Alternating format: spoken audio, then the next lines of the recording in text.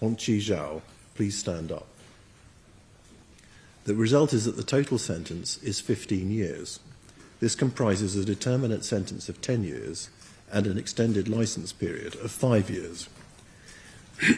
You will be released from custody no later than 2/3 of the way through the determinate sentence, namely 6 years and 8 months. The remainder of the sentence will be served on licence in the community. I therefore sentence you on the basis that you knew from late in the afternoon of day 1 of the fast that Danielle Carr-Gomm had stopped taking her insulin. Furthermore, you made it clear to her that you supported this. Okay, just 1 minute. You count. Okay, let's see what's going to happen. Okay.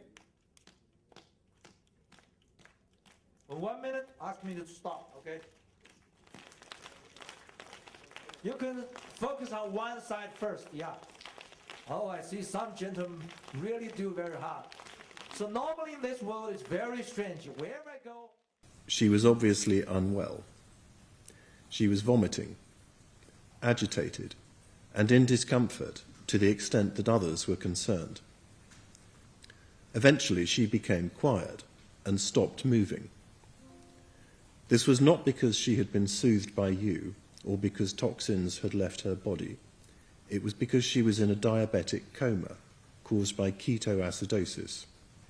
Eventually, during the early hours of Thursday, the 20th of October 2016, Danielle Carr-Gomm died.